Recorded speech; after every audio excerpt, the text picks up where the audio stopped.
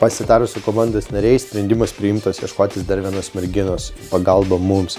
Darbo apimtis didėja, mašinų srautas didėja, eilės nesibaigia būti eilėmis. Turėjom gerą savaitgalį, išbandymą, merginų išbandymą. Iš kur mes jos gaunam tiek daug merginų, tai mūsų komandos narių paieškos vykdomos savame rate, pažįstami per pažįstami. Ir atsirado 2 merginos, kurios norėjo save išbandyti poliravimo paslaugų srityje. Taigi, tuo metu nebuvo ką pateikti kokio automobilio. Traukėm iš garažo savo Audi 80, kuri prastovėjo pusmetį, palikau, atsiprašau, neskalbtą, atsivarėm automobilį į savo studiją ir savo studijai prasidėjo darbai.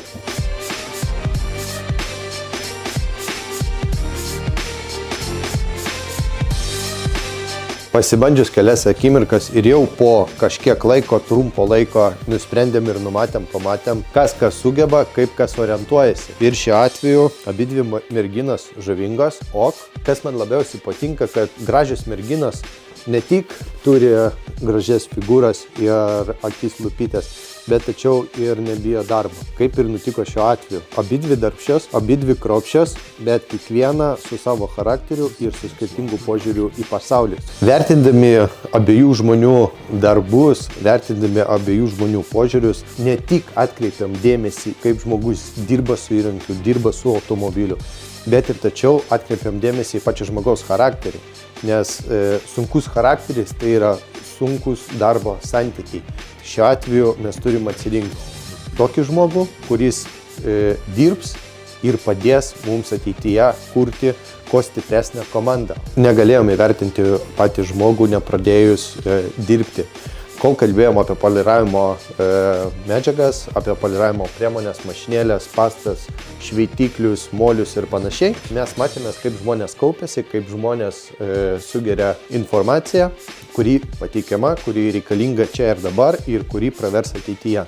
Taigi, buvo pirmas mūsų įžvalgos, kuri pasirodė geriau, kaip ką sugerė, kaip ką priėmė. Ir žinoma, tai viskas atsispindėjo darbo metu. Prie automobilio mes aiškinom, rodėm, kaip kas veikia, kaip kas dirba, kas su ko valgoma ir kur kas naudojama.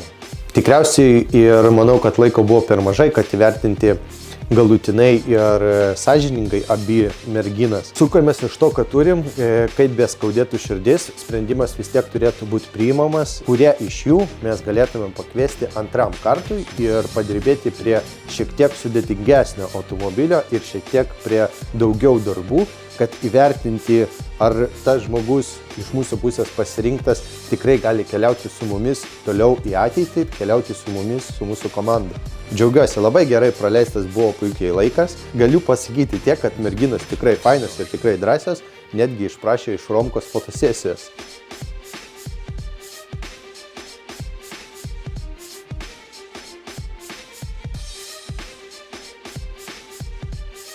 Mėly mano žiūrovai, sveikinu jūs visus su artėjančiomis šventėmis.